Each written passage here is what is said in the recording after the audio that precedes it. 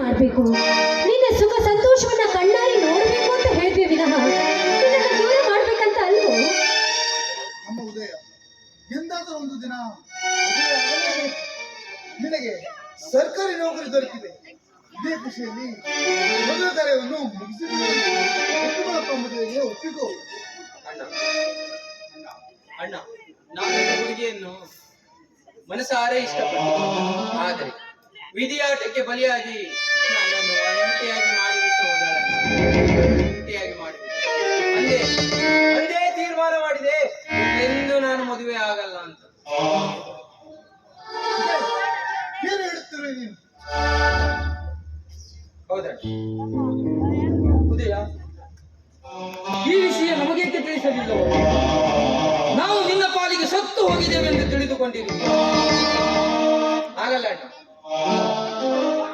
ಸುಮ್ಮನೆ ನಿಮಗೆ ಈ ವಿಚಾರ ತಿಳಿಸಿ ನಿಮ್ಮ ಮನಸ್ಸಿಗೆ ನೋವು ಮಾಡಬಾರದು ಅಂತ ಅಷ್ಟೇ ಹೇಳಿ. ಅಲ್ವೋ, ಈ ವಿಷಯವನ್ನ ನಮ್ಮ ಮುಂದೆ ಹೇಳದೆ ಮುಚ್ಚಿಟ್ಟು ದೊಡ್ಡ ತಪ್ಪು ಮಾಡ್ಬಿಟ್ಟೆಪ್ಪ ನೀನು. ದೊಡ್ಡ ತಪ್ಪನ್ನೇ ಮಾಡ್ಬಿಟ್ಟೆ. ಅದಕ್ಕೆ ಈ ವಿಷಯ ನಿಮಗೆ ಮುಚ್ಚಿಟ್ಟಿದ್ದಕ್ಕೆ ನನ್ನನ್ನು ಕ್ಷಮಿಸಿ ಬಿಡಿ. ಉದಯ, ದಿನವಿಡೀ ಅದೇ ವೇದನೆಯಲ್ಲಿ ಕೊರಗುವುದನ್ನು ಬಿಟ್ಟು ಒಂದು ಒಳ್ಳೆಯ ಕನ್ಯೆಯನ್ನು ನೋಡಿ ಮದುವೆಯಾಗಿ ಜೀವನದಲ್ಲಿ ಆನಂದಿಸಪ್ಪ, ಜೀವನದಲ್ಲಿ ಆನಂದಿಸ. ಹೌದಪ್ಪ, ನಿಮ್ಮ ಅಣ್ಣ ಹೇಳೋ ಮಾತಿನಲ್ಲಿ ನಿಜವಿದೆ.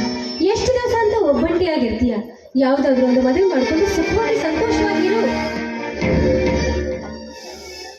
ಅಣ್ಣ ಬೇಡ, ಅಣ್ಣ ಬೇಡ. ಮದುವೆ ವಿಷಯದಲ್ಲಿ ಮಾತ್ರ ನನ್ನನ್ನು ಒತ್ತಾಯ ಮಾಡಬೇಡಣ್ಣ. ಇದೊಂದು ವಿಷಯ ಬಿಟ್ಟು ಬೇರೆ ಏನಾದರೂ ಹೇಳಿ ನಾನು ಮಾಡ್ತೀನಿ.